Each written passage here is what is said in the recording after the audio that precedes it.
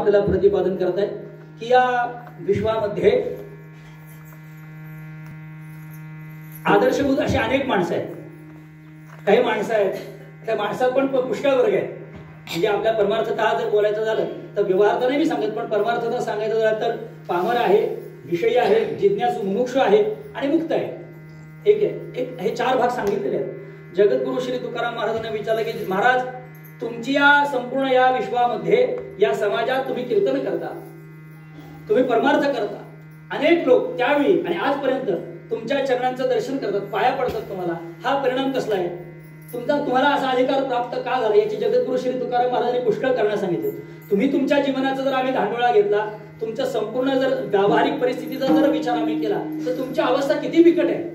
पण अशी बिकट अवस्था असताना सुद्धा जे जगद्गुरु तुकाराम महाराज असं सांगतात, आनंदाचे डोहे आनंद तरंग, किंवा आणखी चांगल्या शब्दात सांगायचं झालं तर जगद्गुरु श्री तुकाराम महाराज सांगतात व्यावहारिक दृष्ट्या सुद्धा दुःख ते कैचे नये स्वप्नासे भुक्ती मुक्ती झाल्या कामारी ते दासी. ही जगद्गुरु तुकाराम महाराजांची अवस्था आहे. महाराजांनी विचारलं, महाराज आमच्या घरात एवढं जर ऋण असेल तर आम्हाला दुःख होतं.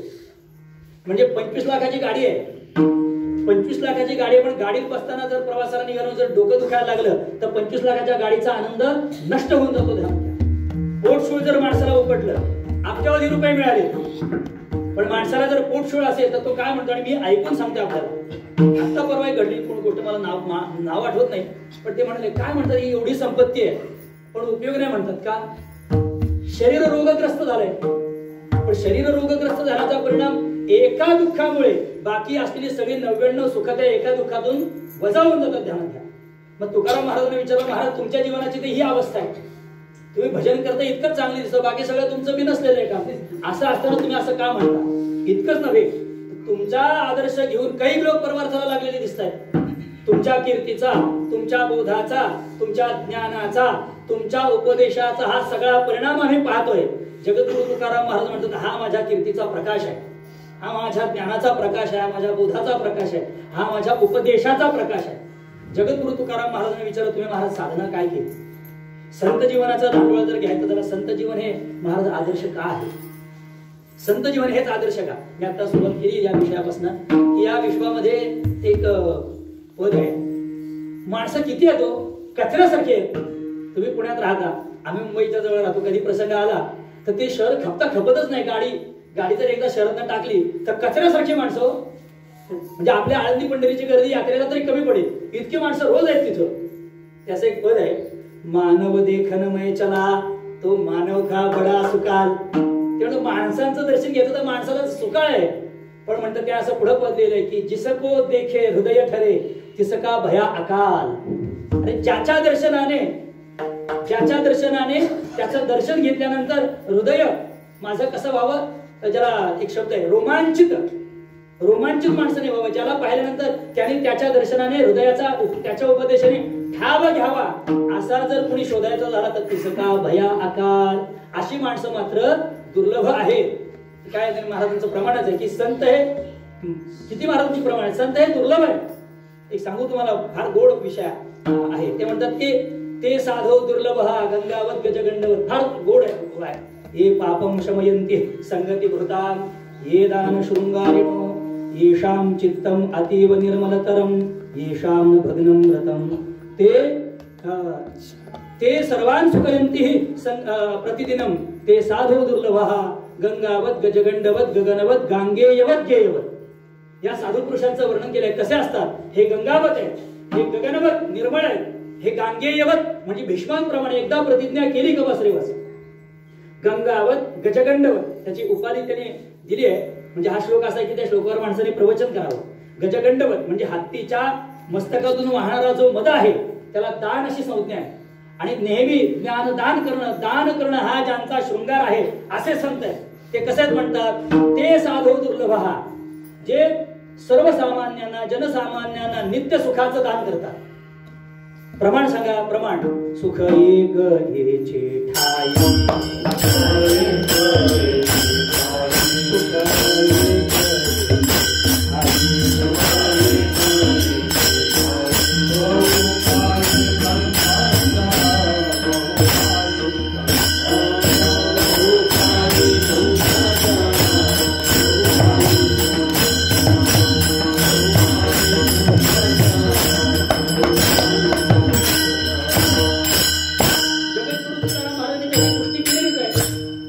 संतांचा निश्चित सुखाचा पत्ता, निश्चित सुखाचा पत्ता निश्चयाने जर हवा असेल तर तुम्ही संत चरणांचा आश्रय करा, सुख तिथे राहतं.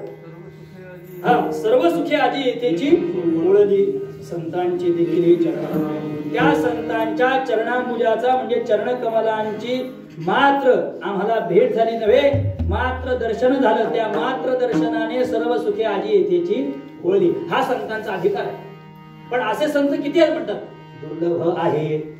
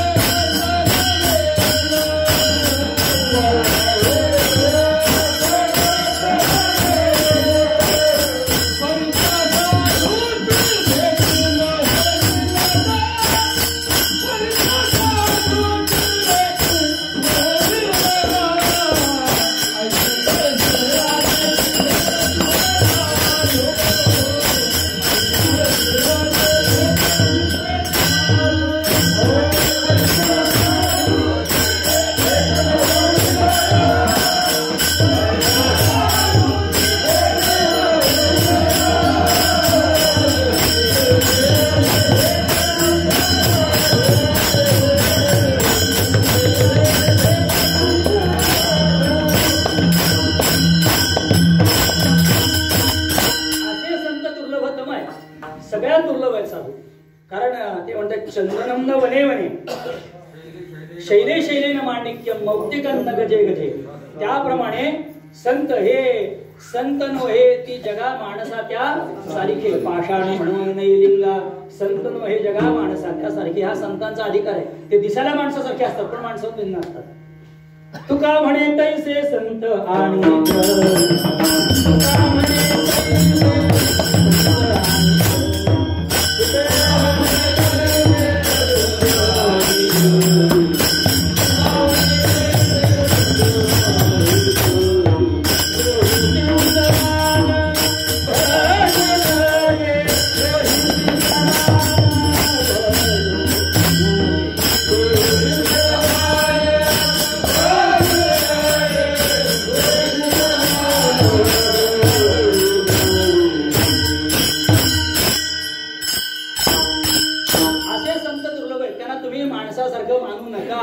मानू नका.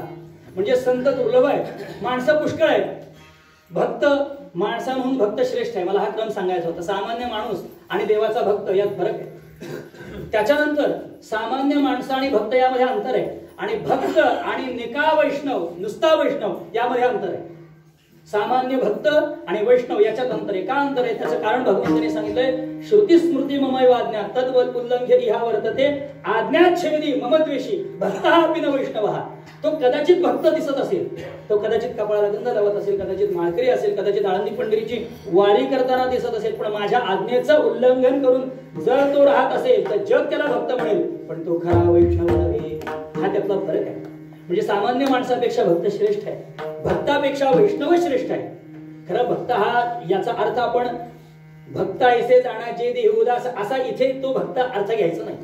सामान्य देवाची भक्ती करणारा जो आहे तो भक्त असा त्याचा अर्थ आहे. तसा भक्त म्हणजे प्रल्हाद भक्त होते आणि त्या प्रल्हादाचा पुढचा अवतार म्हणजे आमचे जगद्गुरु आहे. मग एखादा माणूस अशी शंका उपस्थित करील की या भक्ताविषयी तुम्ही म्हणता का? आम्ही या भक्ताविषयी म्हणत नाही. हा सामान्य भक्ताचा सामान्य भक्त असा त्याच्यामध्ये अर्थ अभिप्रेत आहे. म्हणून भक्ताहून वैष्णव श्रेष्ठ आहे, वैष्णवाहून निका वैष्णव श्रेष्ठ आहे. आणि जगद्गुरु श्री तुकाराम महाराज जे होते ह्या निका वैष्णवापैकी होते, लक्षात घ्या.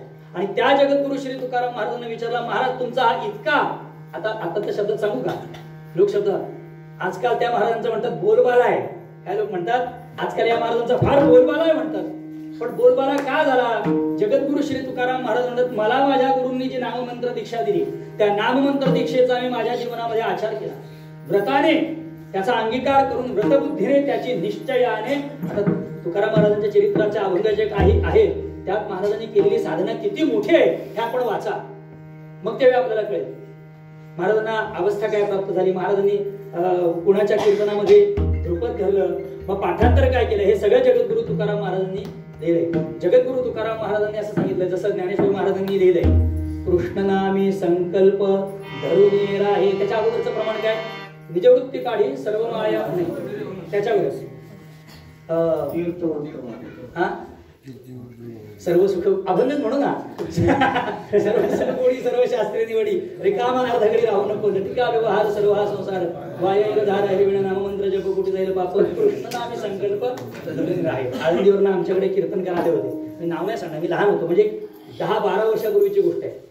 त्यांनी रेकॉर्ड सांगितला, 7 मिनिटात हरिपाठ, 12 मिनिटात विष्णू सहस्रनाम. तू काय ऑपरेशन करतो का काय म्हटलं? असं नाही ना राव, तुम्ही त्याला सांगितलं मी महाराजांकडे शिकलोय, मी तुझ्यापेक्षा वेगळं म्हणून आणि बिनचूक म्हणून दाखवतो, पण ते चूक ठरेल. अरे हे नाम मंत्र आहे ना, मग मंत्राला मर्यादा आहे. तुला बाकी काय गोष्टी वेगळ्यात करायच्या तुझं तू कर, पण नामाचा जप ह्या पद्धतीने करू नकोस. म्हणजे आता आपण काही अभंग म्हटलं म्हणून असं नसतं. लोक आरती तुकाराम स्वामी सद्गुरु धामा हे का, असं नाही. ओळी तर नीट म्हटलं पाहिजे, कळू द्या लोकांना, तो भाव जागृत होऊ द्या, अशी गोष्ट आहे. जाऊ द्या. काय कृष्ण नामी संकल्प लटिका व्यवहार सर्व संसार वाया हरिविण नाम मंत्र जप पोटी जाईल पाप. कृष्ण नामी संकल्प धरून राहे. जगद्गुरु तुकाराम महाराज याला धरून सांगतात, मी माझ्या जीवनामध्ये नाम संकल्पा व्यतिरिक्त दुसरं काही केलं नाही. संकल्प तो नाही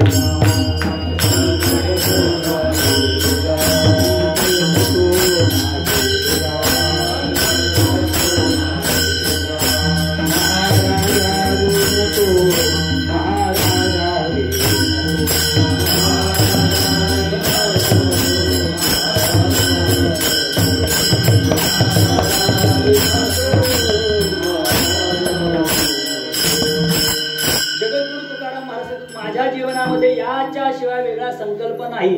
एक तर देव नाही तर देवाचं नाम. गोड तुझे रूप गोड तुझे नाम. ते म्हणतात एक तर माझ्या वाचेला हात चाळा दे, मुखाने तुझं नाम आणि दृष्टीने तुझं रूप. प्रमाण आहे महाराजांचं. काल बोलता बोलता तोंड केलं, आता मला आठवण आपले ध्यानी रूप वाचे नाम निरंतर. तुकाराम महाराजांचं ध्यानी रूप आणि वाचे नाम निरंतर ही साधना जगद्गुरु श्री तुकाराम महाराज म्हणतात, मी या पद्धतीने देवाला धारण केलं.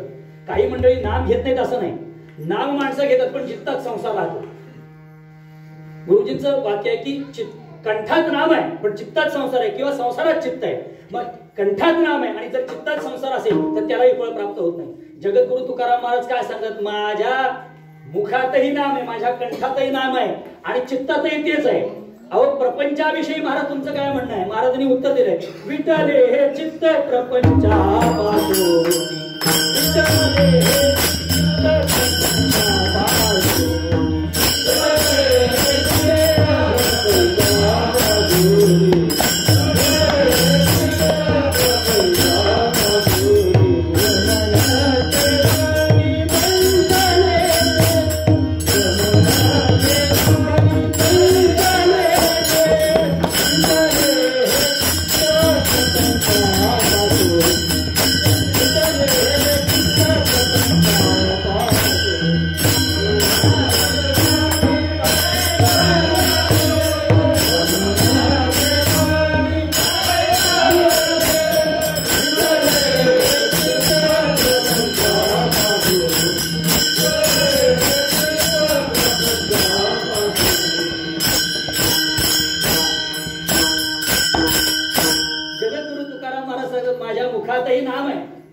माझ्या कंठातही नाम आहे आणि चित्तातही नाम आहे. त्याचा परिणाम काय झाला? अवघाजनी प्रकाश. जगद्गुरु तुकाराम महाराजांचा हा त्याचा प्रकाश झालाय. पण जगद्गुरु तुकाराम महाराजांना प्रकाश कसा पडेल? नामाचा कसा प्रकाश पडेल?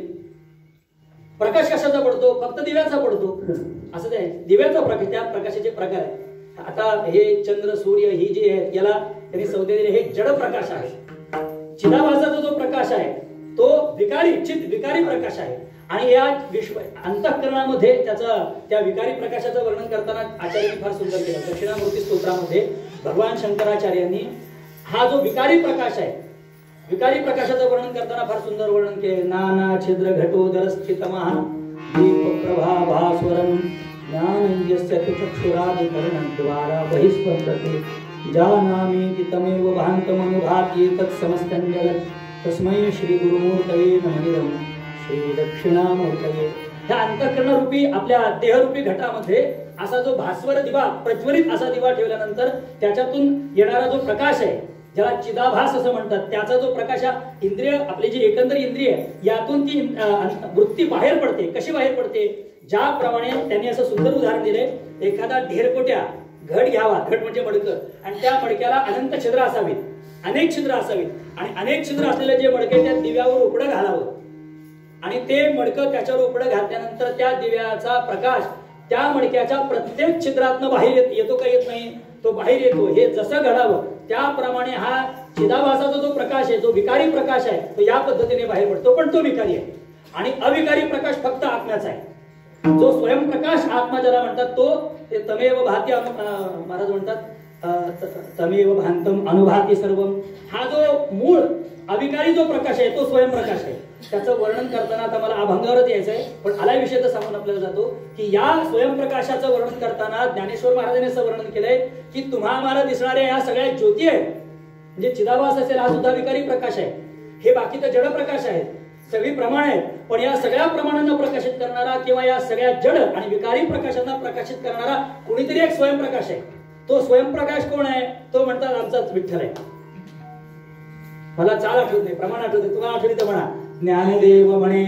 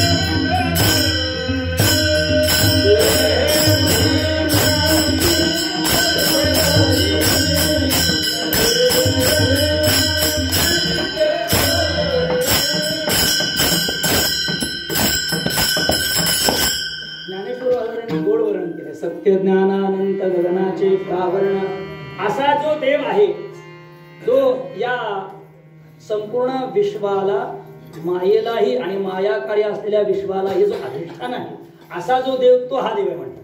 म्हणजे माया विशिष्ट चैतन्य हे वेगळं आहे, ईश्वरत्व, पण जे शुद्ध विशुद्ध ब्रह्म चैतन्य हे अधिष्ठान रूप आहे, त्याला कारणत्वही तसं देता येत नाही. असा जो शुद्ध परब्रह्म आहे, तो ते परब्रह्म म्हणजे आमचा देव स्वयंप्रकाश श्री पांडुरंग आहे. आणि या पांडुरंगाला आणि या पांडुरंगाला मी हृदयात साठवलं, आणि या पांडुरंगाच्या नावाला मी माझ्या कंठात साठवलं.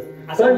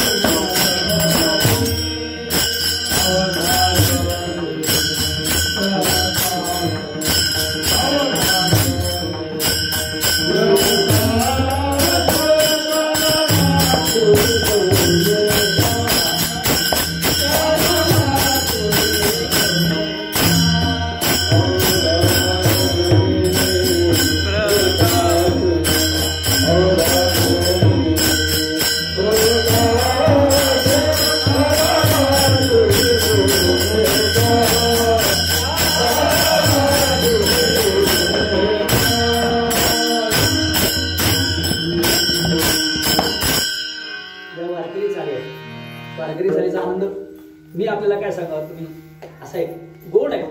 तर ते विषय काय म्हणतात लोक आपापल्या परीने, पण ते चुकीचं आहे. सिनेमाच्या चाली, भावगीतांच्या चाली या अभंगाला लावणं म्हणजे अभंगांचं विडंबन आहे. अभंगांचे अरे आम्ही सांगतो ना लोकांना, जळी दगडा सहित वया या अभंग ते नाही तरले, जगाला तारलं त्यांनी. अभंग बुडले असतं तर आपण कधीच बुडलो असतो. अभंग तरले, ज्या अभंगाने आपल्याला तारलं त्या अभंगाने आम्ही चाली काय लावतो. खरंच लक्षात ठेवा, मी अगदी या कीर्तनात हात उडून सांगतो, मला काहीच येत नाही, फक्त एक येतं. हे जे नतद्रष्ट जे लोक आहेत ना, त्या लोकांना सोडायचं नाही, उभेच करायचं नाही. तुम्ही काय म्हणताय, कशा करताय, इतका गचाळ प्रकार चाललाय की त्याला पारावर. त्याची काय होतं म्हणजे आमचं वय म्हणून अधिकार किंवा अक्कल नाही म्हणून तुम्हाला काय म्हणायचंय म्हणा, पण दुःख वाटतंय तुम्ही गोष्ट करी, प्रचंड दुःख वाटतंय गोष्टीचं. अरे काय एक एक अभंगाचं म्हणतात. आता आम्ही म्हणतो एका एका अक्षरात आहे माझा रमाकांत. जे कांबळे महाराज सांगायचे की महाराज सांगायचे त्या अभंग तरले नव्हे तर माझा देव 13 दिवस डोक्यावर घेऊन होता. तो देवानी ते डोक्यावर घेऊन बाहेर काढले. मग देवानी जे अभंग बाहेर काढले अशी जे अक्षर आहेत त्या अक्षरांना आम्ही चाली काय लावाव्यात. मी आता चालीवर म्हटलं त्या गोष्टी शिकल्या पाहिजेत. नाही तर सरळ म्हणा, लोक काय म्हणतात ऐका तुम्ही. आता अवघड आहे सगळं, जाऊ द्या. आपला विषय काय, कंठी धरीला. जगद्गुरु तुकाराम महाराज पहिल्या चरणात सांगताय. तुकाराम महाराज पहिल्या चरणात सांगतात, मी माझ्या कंठात काय धारण केलं. कृष्णमणी. कृष्णमणी, मणी हा जो शब्द हा संस्कृत शब्द आहे. मणी शब्दाचा अर्थ आहे काचेचा, लाकडाचा, लोखंडाचा किंवा अन्य काही धातूचा जो मणी आहे त्याला मणी अशी संज्ञा नाही. ते म्हणतात मणी अशी, त्याला संज्ञा नाही. आपण काय म्हणतो माहितीये का, मृदंग मणी म्हणजे काय, मृदंगामध्ये जो निष्णात आहे, निपुण आहे, विशारद आहे, त्याच्यासारखं दुसरं कोणी नाही, तो मृदंगमणी. नंतर चुडामणी असा शब्द वापरतो, वेदांत चुडामणी म्हणजे यांच्यासारखा वेदांत कुणाला कळत नाही. हा त्या मणी शब्द म्हणजे मणी म्हणजे रत्न. हिरा हा मराठी शब्द आहे, पण मणी शब्दाचा अर्थ आहे रत्न. ऐका, रत्न. महाराज तुम्ही कृष्ण नावाचं रत्न धारण केल्या शब्दाचा अर्थ काय, त्याची एक गंमत सांगतो आपल्याला की असा नियम आहे. मणी शब्दाचा अर्थ रत्न, आणि त्याबद्दल एक पद सांगून आपल्या वेळेची मर्यादा मला त्याने आमचे टेमगिरे मामा म्हटले 11:30ला. त्यांना म्हटलं 11:30 नको, जरा मी लहान माणूस आहे, 12 पर्यंत तरी करू दे, एवढा हक्क तर करू आमचा. मग काय सुरुवात झाली कधी, संपणार कधी, काहीतरी लोकांना ऐकू द्या की. आता ते काय कीर्तन झालं मला बोलते ते आपण बघू. एक असो, आपल्याला वेळेची साहजिक आहे, आपली वेळ जरी असेल तरी वेळ सांभाळली पाहिजे. एक 15-20 मिनिटामध्ये जेवढं येईल तेवढाचा विचार करून आपल्याला थांबायचं, वेळेची मर्यादा पाळली पाहिजे. असो, कंठी धरीला कृष्णमणी. मणी शब्दाचा अर्थ आहे रत्न. दोन अर्थ आहेत, पहिल्यांदा सांगतो. कृष्णमणी म्हणजे कृष्णाला धारण केला असा त्याचा अर्थ नाही. कृष्णमणी म्हणजे कृष्ण नावाचा हा जो शब्द आहे, कृष्ण हे भगवंताचं जे नाव आहे ते नावच मी माझ्या कंठात धारण केलं. मग मणी अशी संज्ञा त्याला का दिली, त्याचं कारण असं आहे. मणी शब्दाचा अर्थ आहे रत्न, आणि रत्न कशाला म्हणतात त्याचं उत्तर त्यांनी सांगितलंय, जातौ जातौ यदुत्कृष्टम तत् रत्नम इति कथ्यते. आपापल्या जातीमध्ये जे श्रेष्ठ आहे त्याला रत्न म्हणायचं. आपापल्या जातीत जे श्रेष्ठ आहे त्याला रत्न म्हणायचं. असं काय ऐकत आपला नियम असा, एखादं गोंडस बाळ जर असेल, गोंडस सुलक्षणी जर मूल असेल तर त्याला लोक काय म्हणतात, हे बालरत्न आहे. चांगला एखाद्याला मुलगा झाला तो काय म्हणतो, पुत्ररत्न झाला. तर नंतर तो लाथा मारीत असेल तर तो विषय सोडून द्या, पण पुत्ररत्न झालं. कन्या झाली तर म्हणतात कन्या रत्न झालं. एखादी स्त्री जर सुलक्षणी असेल तर तिला म्हणतात स्त्री रत्न. पुरुषांमध्ये जर एखादा देखणा सर्व गुण संपन्न माणूस असेल तर त्याला काय म्हणतात, पुरुष रत्न. कीर्तनकारामध्ये जर कुणी असेल तर त्याला काय म्हणतात, कीर्तन रत्न. आणि मागे गंमत सांगतो, हे माझा काही अधिकार नाही, पण पैठणला नाथ महाराजांच्या घरीच कीर्तन होतं. आमचे पुष्कर महाराज गोसावी त्यांनी कीर्तनला बोलवलं, म्हणजे नाथाच्या वाड्यात जिथे महाराजांनी सत्ता केला होता आपला पैठणला तिथेच. म्हटलं आनंद आहे. कीर्तन झाल्यानंतर त्यांनी त्यांच्या संस्थेकडून प्रमाणपत्र दिलं, कीर्तन रत्न. म्हटलं ठीक आहे, आता मी पण उद्यापासून लावतो कीर्तन रत्न. गंमत आपला स्वभाव चुकीचा आहे, तर प्रशस्ती पत्र घरात कुठे ठेवले तेच मला आठवेना. जाऊ दे, तो स्वतंत्र विषय. पण असं म्हणतात काय, पुरुष रत्न. गायक जर श्रेष्ठ असेल तर त्याला काय म्हणतात, गायन रत्न. वादनामध्ये श्रेष्ठ त्याला म्हणतात गान रत्न, म्हणजे त्याच्यात तो श्रेष्ठ आहे. एक लक्षात घ्या, विषय चांगला का वाईट हे नंतर, पण वाईट विषयातला जरी माणूस जर श्रेष्ठ असेल तर त्याला रत्न म्हणायची पद्धत आहे बरं का. काय नियम सांगितला, जातौ जातौ यदुत्कृष्टम. आपापल्या जातीमध्ये जो श्रेष्ठ आहे तो रत्न आहे. उदाहरण सांगतो आपल्याला, त्या समुद्र मंथनातनं जी 14 रत्न निघाली त्यामध्ये विष सुद्धा होतं ना, त्यांना नाव काय 14 रत्न. त्यामध्ये हलाहल विष, त्या हलाहल विषालाही रत्न म्हणायचं आणि अमृतालाही रत्न म्हणायचं. का तर मारणाऱ्यांच्या जातीमध्ये विष हलाहल विष श्रेष्ठ आहे म्हणून ते रत्न आहे, आणि जगवणाऱ्याच्या जातीमध्ये अमृत हे सर्वश्रेष्ठ आहे म्हणून त्यालाही रत्न म्हणायचं.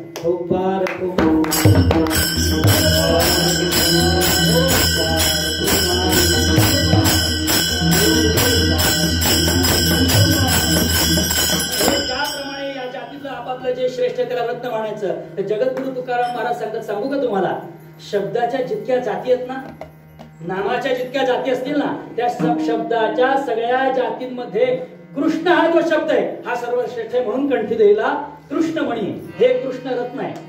एक आणखी संदर्भ सांगतो बसा, आणखी संदर्भ सांगतो तुम्हाला. एक रत्न फार मार्मिक आहे. ते म्हणतात एकदा 2 मिनिटात सांगतो. ज्यावेळी त्या लंकेवर स्वारी करून आले रामचंद्र प्रभू, सगळं आनंदमय सगळं चाललं होतं आणि सगळं युद्ध जिंकल्यानंतर रामराज्याभिषेक पुन्हा झाल्यानंतर सगळ्यांना असं म्हणतात की पुरस्कार द्यायची सुरुवात केली. कोणी रामचंद्र प्रभूंनी ज्यांनी ज्यांनी चांगली कामगिरी केली त्यांना आपण बक्षीस द्यावं, बरं वाटतं माणसाला. त्यांनी केलेल्या कार्याचा गौरव कोणीतरी करावा लागतो आणि ही पद्धत आहे. विद्यार्थ्याचा जर गौरव झाला, विद्यार्थ्याला बक्षीस मिळालं, त्याला अभ्यास करायला काय मिळते, प्रोत्साहन मिळतं, अशी गोष्ट आहे. त्या रामचंद्र प्रभूंच्या त्यांचा पुरस्कार सगळा बक्षीस समारंभ करण्यात आला. सीतामाईंची एक गोष्ट त्यांना झाली आणि असं होतं बहुधा की स्त्रियांचा एक स्वभाव आहे, ते चाणाक्ष राहतात, बोलत नाही, पण त्यांना एखादी मार्मिक गोष्ट जर घडली नाही किंवा घडली तर ते मर्म त्यांच्या लक्षात येतं बारकावा. सीतामाईंनी एकांतात गेल्यानंतर रामचंद्र प्रभूंना विचारलं की महाराज देवा, का तुम्ही सगळ्यांचा सत्कार केला पण एक माणूस, एक तुमच्यातला भक्त तुमचा राहिला सेवक, कोण राहिला म्हणतात? म्हणतात हनुमंत राय. देवादिदेव तुम्ही आहात, ज्याच्यामुळे हे सगळं घडलं. बुद्धिमतां वरिष्ठम वातात्मज इतका श्रेष्ठ भक्तोत्तम, अशी ज्याला सगळ्या इतिहासाने पुराणांनी संज्ञा दिली, असा उत्तम भक्त तुमचा. अहो त्याला काहीतरी द्यायचं होतं किंवा किंवा रामचंद्र प्रभू म्हणाले जाऊ दे आता, काय काय नाही राहिलं आता. त्यांचा गैरसमज झाला, हे मुद्दाम करीत नाही असं वाटलं. मग त्यांनी विचारलं का तुम्ही करीत नाही? त्यावेळी त्यांनी उत्तर असं दिलंय की अरे सीतेला त्यांनी सांगितलं की या हनुमंतरायाचे, या वायुसुताचे, या मारुतीचे माझ्यावर इतके उपकार आहेत की त्याच्या उपकारातून मी पलीकडे जाण्याचा जर प्रयत्न केला तर त्याने केलेल्या उपकाराचा, त्याने केलेल्या सेवेचा तो उपमर्द होईल, अपमान होईल. मग मी त्याच्या उपकारातून, ते म्हणतात श्लोक आहे काहीतरी, शेषस्य उपकाराणाम, ते म्हणतात की अरे किती उपकार आहेत म्हणतात, इतके उपकार आहेत की त्याच्या उपकाराच्या बद्दल मी प्राण जरी द्यायचे ठरवले तर ते सुद्धा कमी पडेल. का? रामचंद्र प्रभू म्हणतात माझ्याकडे फक्त 5 प्राणच आहेत. आपल्याकडे प्राण किती आहेत? प्राण फक्त 5 आहेत आणि मारुतीरायाचे उपकार अनंत आहेत म्हणतात. पण जास्तीत जास्त 5 उपकार भेटतील, बाकी उपकारांचं काय? मी त्याला कोणतंही बक्षीस देऊ शकत नाही, त्याला बक्षीस द्यावं असं माझ्याकडे काहीच नाही. काय करायचं? सीतामाईने विषय सोडून दिला. आता बाई सीतामाई नंतर गेल्या आणि काय केलं त्यांनी, हनुमंतरायाला आपल्या कक्षात बोलवून घेतलं. त्यांनी नमस्कार केला. आईसाठी काय आज्ञा? म्हटलं आज्ञा काही नाही का बघू. आपल्या गळ्यातला कंठा काढला, तो नवरत्नांचा हार आणि मारुतीच्या स्वाधीन आहे. मारुतीराया हे तुमच्याकरता बक्षीस, आनंद आहे म्हटले. हे काय हाराचं महत्व? त्यांनी सांगितलं की यातलं एक एक रत्न हे पृथ्वी मोलापेक्षा जास्त आहे. पृथ्वी मोलाहून ज्याचं मोल मोठं आहे, पृथ्वीहून इतकं हे एक रत्नाचं असं नवरत्न आहे, याचा तो हार आहे, हा तुमच्याकरता बक्षीस, तुम्ही जी कामगिरी त्याबद्दल. म्हणजे ठीक आहे मारुतीराय, ते काय घातला मारुतीराय. काय मी मागे सांगितलं ना, काही लोक ते म्हणतात दिलाय ना आता घालायचा, ते म्हणतात काही लोक आमच्याकडे ते हारबीर घालत नाही. आम्ही परवा एक विषय झाला, हार घालू नये, बुक्का लावू नये, भाळा, हे हा नियम आपल्याला माहित आहे, पण ज्यावेळी प्रेमाने घातला जातो त्यावेळी घालून घ्यावा ना. काही दांभिक लोक आहेत बरं का. आता आम्ही मागे बोललो की आमचे रामभाऊ महाराज राऊत ते मोठे आहेत, नाही घालत हार बुक्का, ठीक आहे, पण ज्याला दंभात जो माणूस भरलाय त्याने हार घातला काय ना घातला काय उपयोग आहे मला सांगा तुम्ही. अरे प्रेमात दिलाय तर घाल की, काय करायचंय. तो आम्ही महाराज नाही बरं का. कीर्तन करतात, मी हे सांगून येतं मामा समोर आहे, पण अशी गमतीशीर माणसं आहेत, कीर्तन करतात, लोकांना उपदेश भरपूर करतात आणि झालं काय म्हणतात मी मूर्ख आहे, मी कीर्तन करत नाही, मग कशाला राहिला उभा तिथं. हे कशा करता? हा दंभ आहे, लक्षात ठेवा. असं दंभ करू नये. आणि जे भक्त असतात तो दंभ करीत नाही बरं का. बाबा आलं ना, गोड खायला दिलं तर गोड खा आणि तुकडे मिळाले तर तुकडे खा भाकरीचे, काय जे वाट्याला येईल ते करायचं. मारुतीरायांनी घातला. मारुतीराणी घातल्यानं दुपारची छानपैकी वेळ होती, स्वस्त बसले होते. आता ते मारुतीराय म्हणजे काय वाहणार शेवटी ते बसले झाडावर जाऊन दुपारच्या वेळ. आणि दुपारच्या आम्हाला रत्न फक्त सांगायचं तुम्हाला, कृष्ण रत्न का आहे, रामरत्न का आहे हे सांगायचं. मारुतीराय गेले आणि त्या नवरत्नांचा जो हार आहे तो तोडला.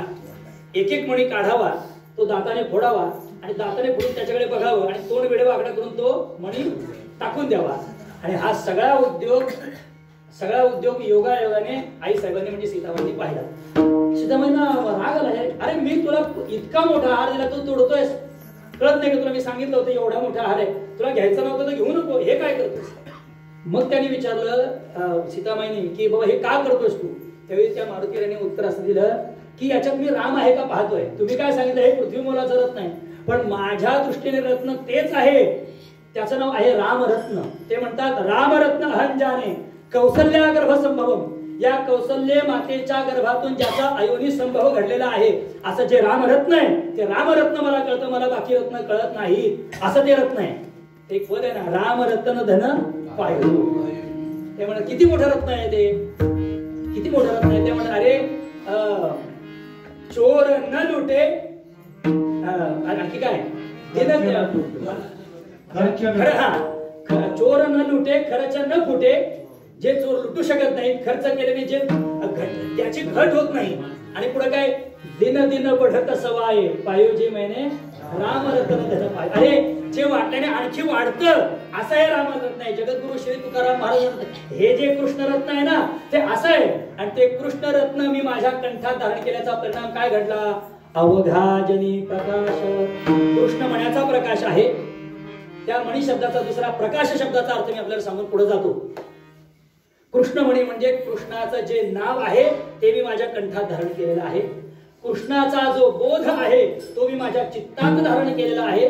आणि माझ्या कंठातलं नाम आणि चित्तातला जो बोध त्याचा परिणाम काय घडला, जनमानसामध्ये माझी कीर्ती निर्माण झाली असं जगद्गुरु सांगतात.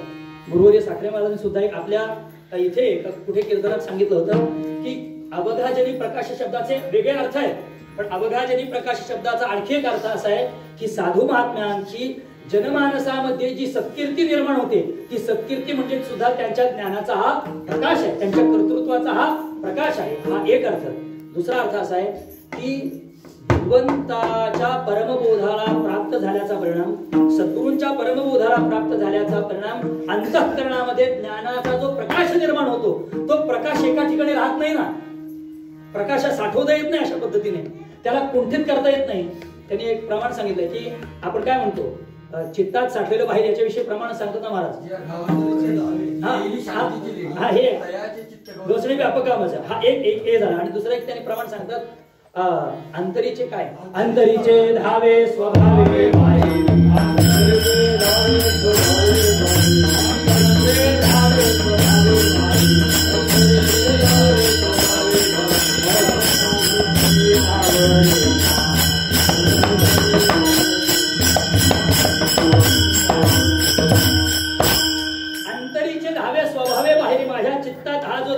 प्रकाश निर्माण झालेला आहे सद्गुरूंच्या कृपेने, हरीच्या कृपेने. तो त्याचा परिणाम काय घडला, अवघा जनी प्रकाश.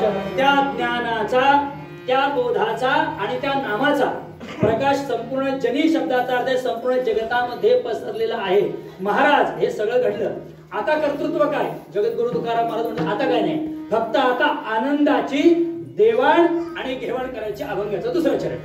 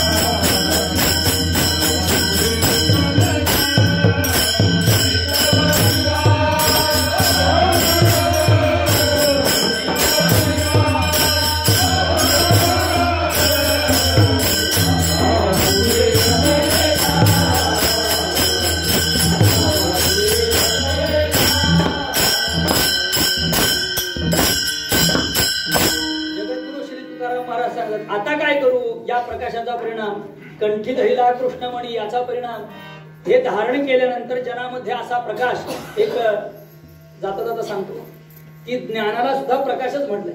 कारण ज्ञानाच्या अभावामध्ये ज्या वस्तूंचं ज्याला ज्ञेय म्हणतात त्याचं ज्ञान होत नसेल तर तो अंधारच आहे ना. ज्याप्रमाणे अंधारामध्ये वस्तू दिसत नाही त्याप्रमाणे माझ्यासमोर वस्तू हे हार्मोनियम आहे. पण हार्मोनियम कशाला म्हणतात याच्यात नाही, याचा उपयोग काय याच्याबद्दल मला काडी मात्र जर माहित नसेल तर माझ्या दृष्टीने तो लाकडाचा खोका आहे. इथे हार्मोनियम, पण याला हार्मोनियम म्हणतात. याच्यामध्ये सप्तस्वर असतात ज्याच्यातून वेगवेगळे राग अभिव्यक्त करता येतात. हे जर ज्ञान मला नसेल तर तो ज्ञानाचा अज्ञानाचा अंधारच झाला ना. मी येऊन काय म्हणणार लाकडी खोका कशाला ठेवला इथं, आता तो लाकडी खोका आहे, ते हार्मोनियम आहे. पण हार्मोनियम असून मला ती पेटी म्हणून जर दिसत नसेल तर त्याविषयी माझ्या मनात काय झाला, अज्ञानाचा अंधारच झाला ना. मग अज्ञानाला जर अंधार म्हटलं तर त्या अज्ञानाला निवर्तक असं जे ज्ञान आहे त्याला काय म्हणणार, त्याला प्रकाशच म्हणणार ना महाराज. म्हणून ज्ञानाला प्रकाश म्हणलं. त्याचे प्रकार आपण सुरुवातीला पाहिले. तो ज्ञानाचा प्रकाश आहे, त्याचा परिणाम हे सगळं घडलेलं आहे. अवघा, जनी प्रकाश, बोधाचा प्रकाश, ज्ञानाचा प्रकाश आणि कीर्तीचा प्रकाश असा त्याचा अर्थ आहे. त्याचं कारण असं आहे, सज्जनांच्या सत्कीर्तीकडे बघून त्यांच्या प्रत्यक्ष आचाराकडे बघून लोक जास्त शिकत असतात. म्हणून हा यद्यदाचरते श्रेष्ठः तत्तदेवे तरोजनः असं महाराजांनी भगवान श्रीकृष्णांनी जे सांगितलंय, तत्तदेवे तरोजनः सयत प्रमाणं कुरुते लोकस्तदनुवर्तते लोकात अनुवर्तते, लोकांचं त्याप्रमाणे नंतर आचरण घडतं असं त्यांनी लिहिलंय. म्हणून जगद्गुरु तुकाराम महाराज म्हणतात अवघा जनी प्रकाश. आता काय करू, आता आम्ही आनंदाची म्हणजे काल्याची देवाणघेवाण करू. काला वाटू एकमेका, एक एका जरी शब्दामध्ये शंका काढली कुठेतरी तर काला वाटू माझ्या माहितीप्रमाणे किंवा पाठाप्रमाणे एकमेका आहे. एकमेका म्हणजे एकाने दुसऱ्याला आणि दुसऱ्याने एकाला. एक लक्षात घ्यायची गोष्ट याच्यामध्ये की अनेक विषय सांगता येतील. माझ्या बुद्धीची मर्यादा आहे, पण अभंगाचा अर्थ मोठा असतो. आपण आपल्या बुद्धीच्या मर्यादा आणि वेळेची मर्यादा घेऊन अभंगाचं चिंतन करण्याचा प्रयत्न केला पाहिजे. एका जगद्गुरूंच्या अभंगामधून किती अर्थ छटा बाहेर पडतील हे आपल्या बुद्धीला कळण्यासारखं नाहीये. अनेक अर्थ छटा बाहेर पडतात, अनेक अर्थ छटा. त्याचं चिंतन करण्याची आपली क्षमता असली पाहिजे, ते समजून घेण्याची आपली कुवत असली पाहिजे असं त्याचा अर्थ. जगद्गुरु तुकाराम महाराज सांगत काला वाटू एकमेका म्हणजे काला शब्दाचा अर्थ आहे प्रसाद. आणि त्या प्रसादाचा परिणाम काय होतो, प्रसाद जो श्रद्धेने सेवन करतो, श्रद्धेने हे महत्वाचं आहे बरं. श्रद्धा जर त्यामध्ये नसेल तर तो प्रसाद फक्त अन्न हात ठरतं. किंवा एखादा काय पण म्हणते मेनू, तुम्ही प्रसाद म्हणून लक्षात घ्या, प्रसाद म्हणून संत महात्मे, प्रसाद म्हणून देव जे देईल ना त्यात प्रसन्नता होते. प्रसाद असतो प्रसन्नता, प्रसादाने प्रसन्नता होते. त्याला सामान्य अन्न खाऊन प्रसन्नता मिळत नाही, ही वस्तुस्थिती आहे. आपण खा, आता बरेच आपण बाहेर सगळ्या योजना आहेत जेवणाकरता, आपण बाहेरचं खा, ते खाल्ल्यानंतर शरीराची अवस्था काय असते, मग मनाची अवस्था काय असते. आपण लग्नाच्या ठिकाणी जेवा, ते जेवल्यानंतर तुम्हाला कसं वाटतं हा आपापला अनुभव घ्या. जिथे लग्न आता काही लोक 13व्याला वगैरे जेवतात, त्याचा काय नियम आहे, आपण 13व्याच्या ठिकाणी जेवा. सुटकी लोकांच्या घरी खाऊ नये असा नियम आहे. पण ते लोक काही खात असतील, ते खाल्ल्याने ते म्हणतात की तसं अन्न खाल्ल्याने उदरामध्ये अनेक रोग उत्पन्न होतात असं शास्त्र सांगतं. ते अन्न सेवन केल्यानंतर काय अवस्था होते आपण बघा. आणि हे सगळं सोडून आपण जिथे ज्या अन्नाला नामाचा स्पर्श आहे, म्हणजे जिथे कीर्तन होतं, जिथे भजन होतं, जिथे सप्ताह होतो, जिथे वारी होते, जिथे सत्संग होतो, जिथे देव भक्त आणि नाम यांचा त्रिवेणी संगम आहे, तिथलं जे अन्न आहे ते अन्न सेवन केल्यानंतरचा आनंद काय तो बघा. त्या अन्नाला म्हणतात प्रसाद. आणि असा जो प्रसाद आहे, असा जो काला आहे, जगद्गुरु म्हणतात आम्ही एकमेकाच्या मुखात घालू. एकमेका घा आणि म्हणा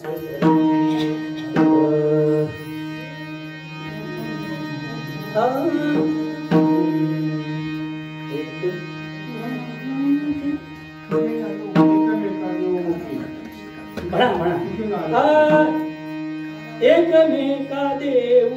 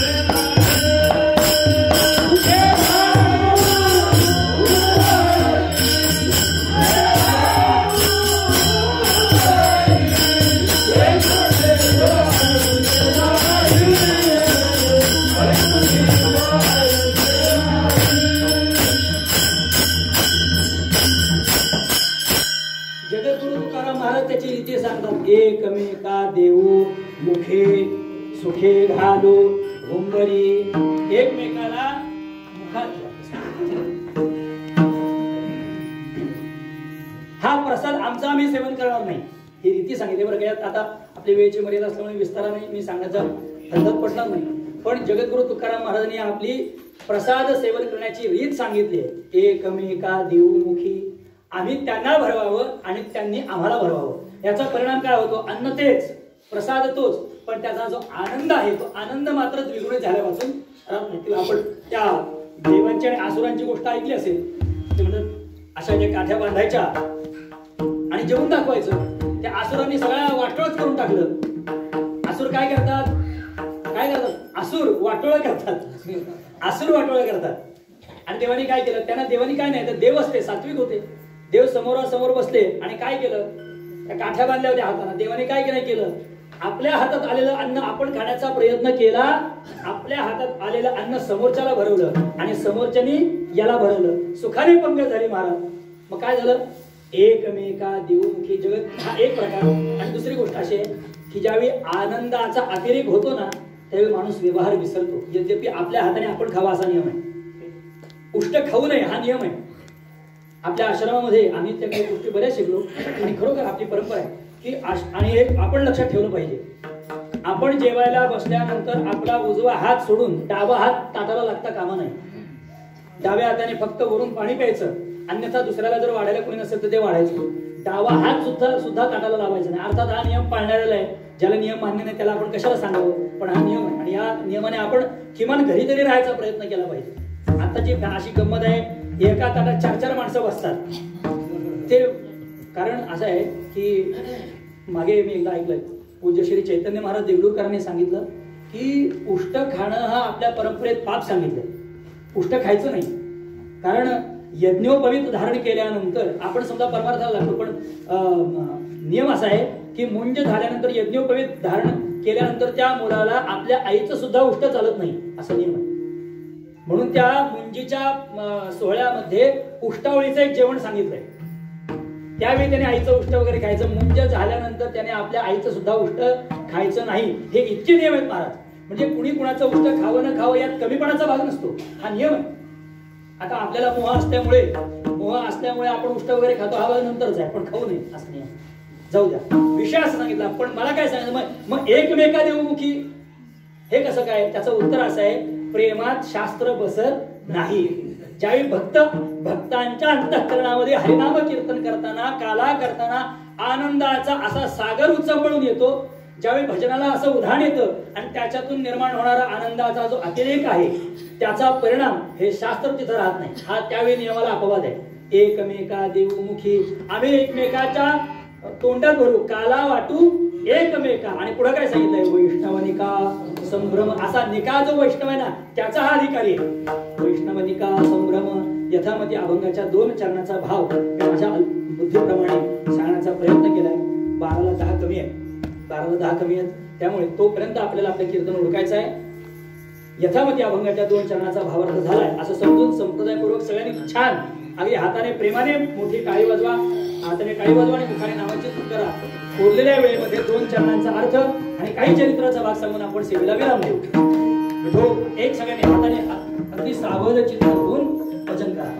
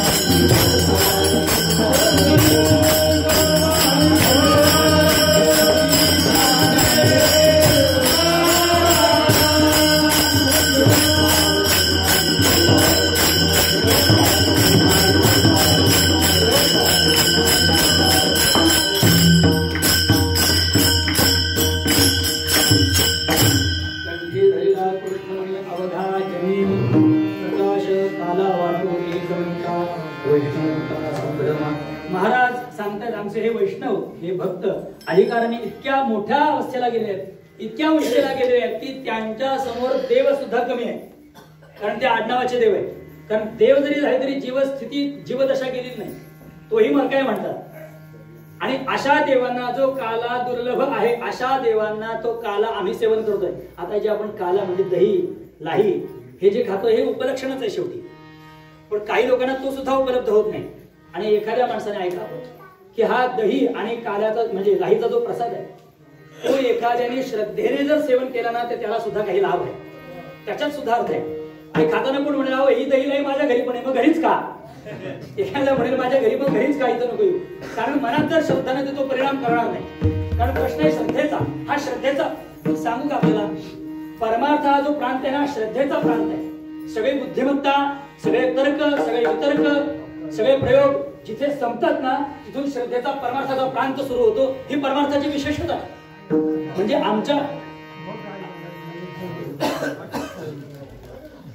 आमच्या परमार्थामध्ये तर्कवान लोक नाहीत असे नाही. मी एवढं सांगून थांबतो. चरित्र एक नियम म्हणून सांगणारच आहे. चरित्र रोज ऐकतो पण काही चिंतन घडावं की परमार्थात तर्कवान लोक नव्हते का हो?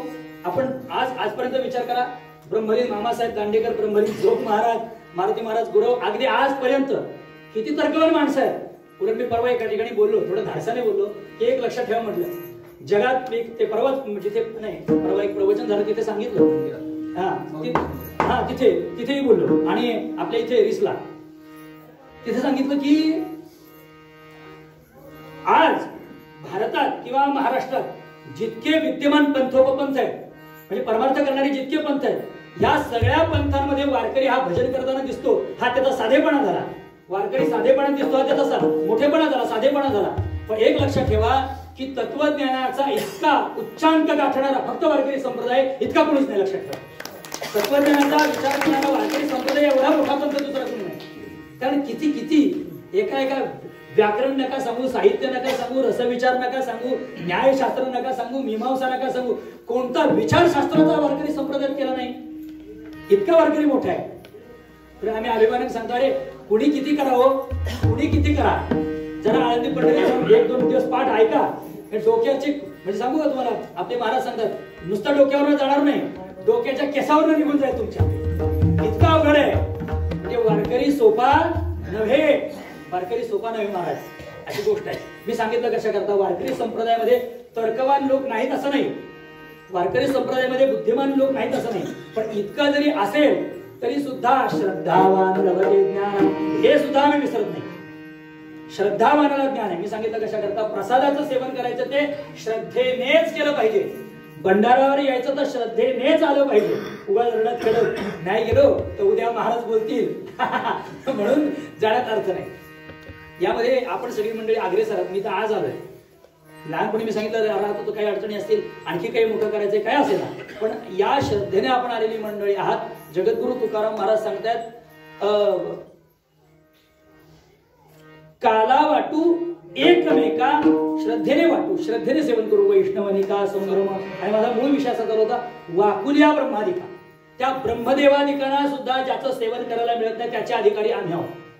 म्हणून त्याला काय म्हणतात, वाकुल्या शब्दाचा अर्थ हे लहान मुलं करतात ना, त्यांना थोडं वेडवाकडं करून दाखवणं का की तुम्हाला आता हे नाही, हे याच्या अधिकारी आम्ही आहोत. याच्या सांगू का तुम्हाला, हा मोठेपणा नाही, हा लढीवाळपणा आहे. एखादा म्हणेल मग का हो तुम्ही देवांना सुद्धा तुम्ही दाखवणार का वाकुल्या? हो, देवाला वाकुल्या दाखवणार, पण हा त्यांच्या ठिकाणी असलेला भक्ताची जी भूमिका आहे, वैष्णवाची जी भूमिका आहे, त्या एका विशिष्ट भूमिकेवर गेल्यानंतर देवादिकांना दाखवलेल्या ह्या वाकुल्या आहेत की तुम्ही देव आहात, पण हे तुमच्या करता नाही. आजीवोस अमरा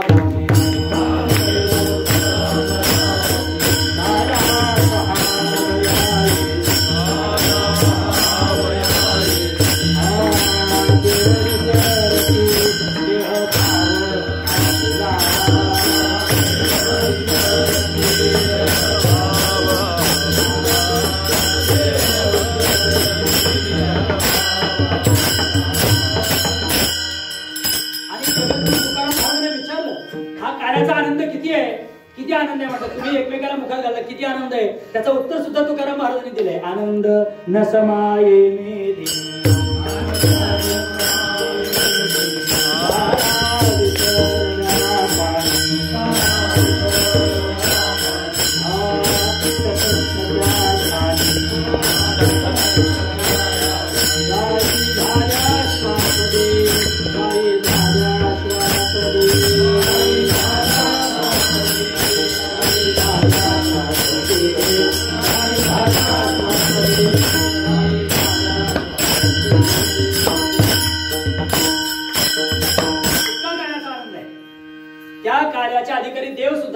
अधिकारी देव का नाहीत याचा स्वतंत्र विचार आहे. फक्त तो आपण आता पुढे जायचा वेळ संपलाय. काल्याचे अधिकारी देव नाही त्याचं कारण काल्याचे अधिकारी वैष्णव आहेत. हे देव आहेत पण वैष्णव नाहीत. आता सांगितल्याप्रमाणे काल्याचे अधिकारी कोण आहे? जो निका वैष्णव आहे. निका वैष्णव आहे जो पक्का देवाला विकलेला आहे तो. आता वैष्णव शब्दाच्या व्याख्या बघायचं तर त्यांनी भरपूर लिहिले. अवघी देवावरी माया तो वैष्णव. विष्णुमय जग वैष्णवांचा धर्म तो वैष्णव. ते म्हणतात वैष्णव म्हणून त्या काय शरण गेले पंढरी राया तो खरा वैष्णव. असे जे आमचे वैष्णव आहेत ना, कदाचित त्यांचे कपडे मळलेले असतील, कदाचित त्यांचा धोतर फाटलेला असेल, कदाचित त्यांचा फेटा वाकडा झाला असेल, हे कदाचित ते गावंढळ बोलत असतील, कदाचित त्यांना व्यवहार कळत नसेल, पण असं जरी असेल तरी तो काल्याचा अधिकारी आहे. आणि तुम्ही अगदी काय त्याला म्हणतात पॉश असे दिसणारे जरी देव असतात तरी तुम्ही त्याचे अधिकारी नाही. ते जर अधिकारी असते तर देवानी भक्तांना कशाला सांगितलं असतं का आजच्या दिवस यमुनेच्या त्या डोहामध्ये हात धुवायला जायचं नाही. काय काल्याचे असे देवजळी झाले मासे, तुम्ही त्याचे अधिकारी नाहीत असं त्यांनी सांगितले. जगद्गुरु तुकाराम महाराज शेवटच्या चरणामध्ये सांगतात की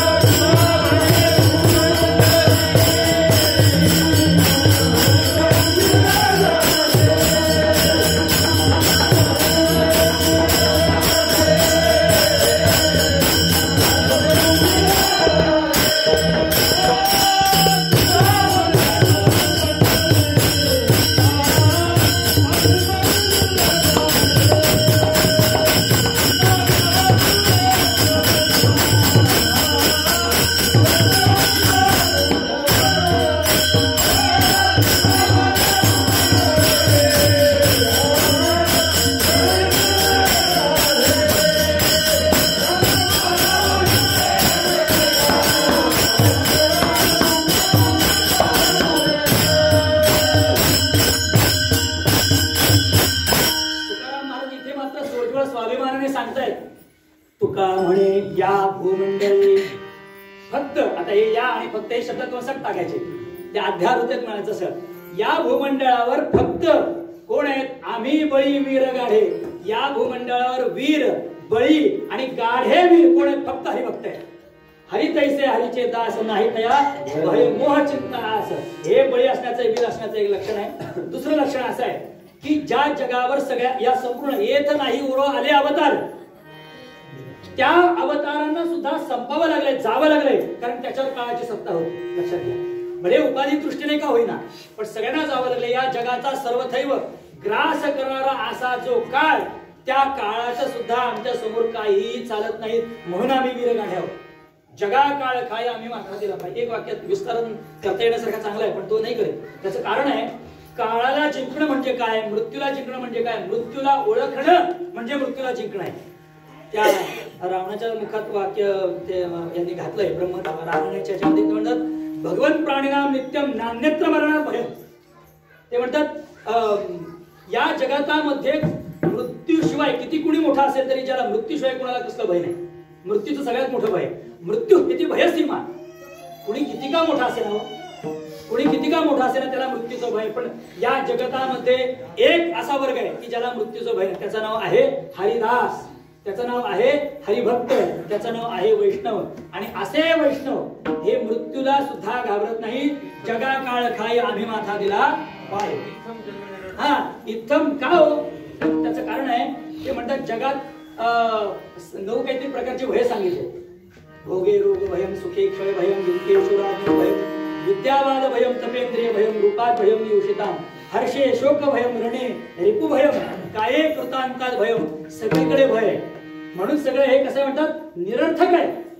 असं पद कोणतं आहे, असं स्थान कोणतं आहे की ज्या स्थानाला प्राप्त झाल्यानंतर भय संपून जातं. त्याचं त्याने उत्तर फार सुंदर दिलंय. विष्णू पदम निर्भयम.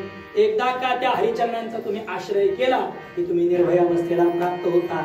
किती निर्भय अवस्था, इतकी निर्भय अवस्था का या त्यांच्या आनंदाला, त्यांच्या या अवस्थेला कोणत्याही भयाचा किंचितही संस्पर्श घडत नाही. आणि असा संस्पर्श भयाचा ज्यांना घडत नाही ते आम्ही बळी वीरगाढे ज्ञानेश्वर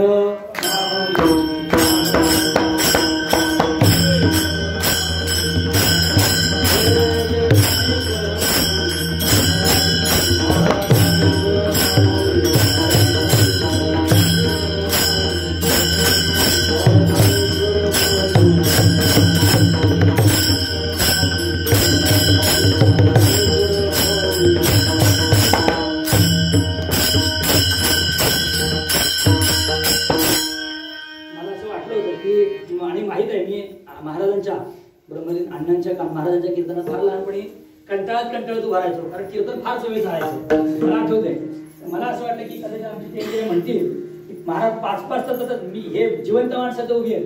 मला पुण्यातली कीर्तन आठवत नाही, मी त्यावेळी फार येत नसेल, आमच्या गावाकडची माहिती, पण 5-5 तास आपले पाषाणकर बोलले होते, पांडुरंगप्पा दातार पाषाणकर बोलले होते. 5-5 तास सुद्धा कीर्तन असतं, 5-5 तास कीर्तन महाराज कालाचे करायचे आणि लोक सुद्धा चेळी चूप बसून राहायचे. मला अर्धा तास तरी पदरात घालतील असं वाटतं होतं, पण त्याला काही वाटलं नाही, म्हणून मी माझी दिलेली वेळ संपतो, वेळ थांबण्याचा प्रयत्न करतो. आणि तो आता आला प्रसाद म्हणजे थांबलं पाहिजे. आता काय करायचं, काला वाटू एक कविता, एक चरित्राचा नियम असल्यामुळे चरित्र 3-4 वाक्यात चरित्र सांगतो, पण ते असं सांगतो की सगळं तुमच्या ध्यानात येईल. असं अशी गोष्ट आहे. यदा यदा हि धर्मस्ते ग्लानिर्भवति भारत अभ्युत्थानम् अधर्मस्ते तदात्मानं सृजामि अहं सृजामि, असं देव म्हणतो. मी येत असतो, त्याला धरून त्या वसुदेव देवकीच्या पोटी अनेक अगोदरचे 7 मंडळी येऊन गेल्यानंतर वसुदेव देवकीच्या पोटी भगवान आलेले आहेत. नंतर ती माया आली आणि मग ते कंसाला आले. ज्यावेळी मारायला गेले त्यावेळी तिने सांगितलं की तुझा लागी वधी उपजला मजा आली, तो तुला मारणारा गोकुळात वाढत आहे. असा वाटणारा भगवान श्रीकृष्ण काय घडलं, गोकुळीच्या सुखात अंतकाळ नाही, बाळ कृष्णानंदा घरी आनंद द्या. गोकुळात सगळा आनंदी आनंद झाला, सगळा आनंदी आनंद झाला. आणि त्या भगवान श्रीकृष्णाला मारण्याकरता कंसाने अनेक दैत्य पाठवले. सगळ्या दैत्यांचा त्यांनी काय केला, नायनाट केला. एक ओवी सांगून थांबतो. नुघडता बालपणाची मुली मिया अदानवी सृष्टी केली, करी गिरी धरुणी उमाणीने महेंद्र महिमा. एवढ्या लहान 8 वर्षाच्या वयामध्ये ती पर्वत गोवर्धन हातामध्ये धरून महेंद्राची, त्या इंद्राची महिमा संपूर्णतः नष्ट केली. त्याचं कारण आहे, आणि ते नावाचे देव होते, हा देवांचा देव होता. इंद्र चंद्र महेंद्र यातेची पूजिती, श्रुती शास्त्रे तेही यातेची स्तुती. असा मी देव आहे. महासिद्ध मुनी ध्यानी आराधिती. गोकुळातले लोक काय सांगतायत, गोकुळातले लोक सांगतायत असा जो देव महासिद्ध मुनी ज्यासी ध्यानी आराधिती, श्रुती शास्त्रे ती यातेची स्तविती. महासिद्ध मुनी ध्यानी आराधिती. निळा म्हणे तो हा जोडला गोकुळात ऐशा गवळणी त्या बोलती परस्परी गवळणी सांगत. असा सांगा ती मला आम्हाला मिळालाय. आता आमच्या आनंदाला काहीही सुमार उरलेला धरबंध उरलेला नाही. असं अप्रांत सुखाचा सागर म्हणजे श्रीकृष्ण आम्हाला भेटलेला आहे. पण ज्यावेळी त्या श्रीकृष्णाच्या खोड्या अति झाल्या त्यावेळी यशोदा माईने गोकुळात त्यांना काठी आणि गाई यांच्या गाईच्या रक्षणार्थ काठी घेऊन पाठवलं. हाती काठी काळी घोंगडी, हाती काठी आणि काळी घोंगडी. बस ते म्हणजे 10वे किंवा महाराजांनी असं लिहिलंय, गाई गोपाळे यमुनेच्या तटी येती पाणीया मिळवणी जगत जेठी, चेंडू चौगुणा खेळती वाळवंटी चला चला म्हणत पाहू दृष्टी हो ऐशा गवळणी त्या गोपिका त्या कामात राहणारी. अशा अवस्था प्राप्त झालेली आहे. आणि भगवान श्रीकृष्णांनी त्या गायी ज्या धावणाऱ्या अनेक गायी होत्या, त्या गायींचा कुणाला काही गायी गोपाळांनी वळवल्या. एक गाय मनेरी नावाची गाय भगवंताने तिची ओळख केली. आणि आता मात्र भगवान गोपाळ सांगतात, आता मात्र 12 वाजून गेलेले आहेत. खांदी भार काय खेळायचं, आता खेळाचं सुख आता उरलेलं आहे का, तर खांद्यावर अहममतेचं ओझं आहे आणि पोटामध्ये ब्रह्मज्ञान प्राप्तीची तीव्र भूक लागलेली आहे. अशी भूक लागल्यामुळे आता देवा आम्हाला प्रसाद दिल्यावर देवाने सगळ्यांना कमलाकार बसवलेले आहेत. काय महाराज गीती गात प्रसाद देतो पंढरी, या पद्धतीने त्यात एक गोपाळ होता मात्र असा की जो गोपाळ सांगतो, देवा या देवाने सांगितलं आपापल्या शिदुऱ्या गोळा करा. एक गोपाळ असा होता की ज्या गोपाळाला घरी कुणीच नव्हतं. त्या गोपाळाने सांगितलं, देवा माझ्या घरी कुणीच नाही, माझ्या घरी मला शिदोरीच नाही, मला आई बापच नाही, तर मी काय करू. देव सांगतोय त्याला की एक ध्यानात घे. त्याचा पारमार्थिक अर्थ फार वेगळा आहे की तुला जर आई वडील नाहीत ना तर तुझा मी आहे म्हणतात. तुला जर कुणीच नाही ना, जो म्हणतो ना मला सगळे आहेत ना, ऐका, जो म्हणतो मला सगळे आहेत ना, देव म्हणतो तुला सगळे आहेत. देव म्हणतो तुला सगळ्यात आनंद आहे. पण जो म्हणतो मला कुणीच नाही, मला फक्त देवा तू आहे, त्याच्याकरता मी आहे. ते म्हणतात तुका म्हणे हरी बसा तुका म्हणे हरी माझे कोणी नाही घरी, नका करू दुरी मज पाया वेगळे. हे तुकाराम महाराजांनी त्याचं वकील पत्र घेतलं. देव म्हणतो ठीक आहे, तुझ्या घरी कुणी नाही ना, मग माझा प्रसाद तुला मी देतो, तुझा मी आहे असं म्हणून देव थांबलेले आहेत. सगळ्यांना कमलाकार बसवलं आणि भगवंताने सगळ्यांना प्रसाद देण्याचं चालू केलेलं आहे. आता सांगितल्याप्रमाणे प्रसाद देतो पंढरीनाथ. आणि या प्रसादाचा परिणाम आहे, महाराज एकच सांगून जातो विसरेन मी, की या प्रसादाचा परिणाम फक्त पोटाची भूक शांत होणं हा प्रसादाचा परिणाम आहे. तर जन्ममरणाची जी अनर्थ परंपरा आहे, ती जन्ममरणाची अनर्थ परंपरा थांबविण्याचं सामर्थ्य या प्रसादात आहे. नाम या बोधात आहे. जो जीव ब्रह्मैक्य ज्ञानाचा जो काला आहे, हरिनामाचा खिचडी काला, हा लाही आणि दहीचा काला हे उपलक्षण आहे. आणि खरा काला तो आहे. तुका म्हणे काला कुठे अभेद देखील. हा जो जीव ब्रह्मैक्य ज्ञानाचा काला आहे, त्या काल्याचं आपण सेवन करावं. आणि एक लक्षात घ्या, एकदा का जर तो काला आपण खाल्ला ना महाराज, की परत येरधार नावाचा प्रकार नाही. त्याची सरली येरधार झाला सफळ व्यापार. संप्रदायाच्या नियमाप्रमाणे मला अभंगाचा जो भाव चरित्राचा भाग थोडक्यात अत्यंत थोडक्या वेळेत मला चरित्रही सांगण्याची इच्छा होती, अभंगाचंही चिंतन सांगण्याची इच्छा होती. आणि वेळेत अशा सगळ्या गोष्टी होत नसतात, की सांभाळली पाहिजे. 5 मिनिटं जरी पुढे गेले तरी सुद्धा सगळ्यांनी माझ्या अल्पशा मतीप्रमाणे अभंगाचा भाव केलाय. एक फक्त स्मृती जागृत करून मी थांबतो, की या संपूर्ण 2 वर्षामध्ये आपण काय काय परिस्थिती अनुभवली आपण चिंतन करा. एकमेकाच्या घरात जायची सोय नव्हती, एकमेकाला भेटायची सोय नव्हती, असा विपरीत काळ आपण डोळ्याने पाहिलाय. पण ते सगळे लाट आता सरते. पण एक गोष्ट घडली, की या काळामध्ये खूपशा चांगल्या लोकांची आपल्याला ताटातूट झाली.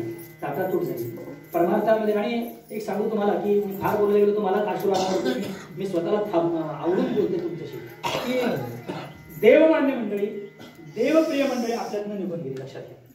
आणि बाकीच्यांचं बोलण्यापेक्षा पहिल्यांदा सुद्धा एक वारकरी संप्रदायामध्ये वैकुंठवासी मुरलीधर महाराज धूर, पंढरपूरचे वाना उत्पाद शास्त्री, किती मोठे माणसं गेली. आणखी आपल्या माहितीत कुणी गेले असते. पण आपल्या इथे ज्यांची मला उणीव भासते, ती आपल्याला स्मृती झाली तर मला सांगा. पण मला ज्यांची मुख्य उणीव भासते, ज्या व्यक्ती वाचून भंडाऱ्याचा सप्ताह होऊच शकत नव्हता, लक्षात घ्या. त्या परंपरेने आमच्या गयाताई चव्हाण म्हणजे एक लक्षात घ्या, गयाताई म्हणजे भंडाऱ्याचा सप्ताह आणि भंडाऱ्याचा सप्ताह म्हणजे गयाताई.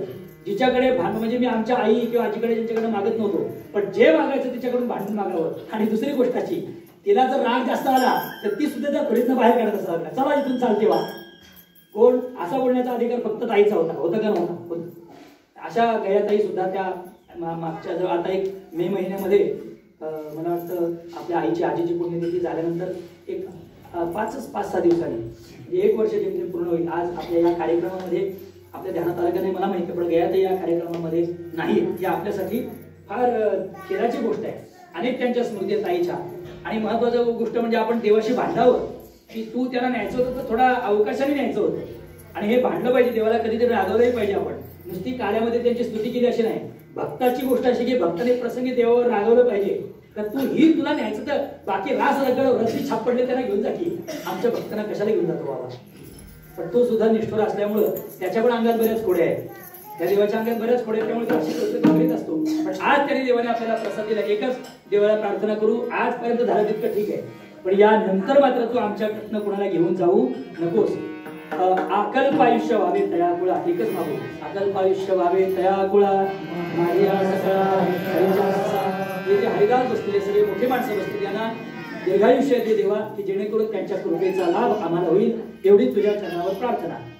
आता काल्याचा अभंग जय विठ्ठल नंतर म्हणायचा आपण. जय विठ्ठल जय जय.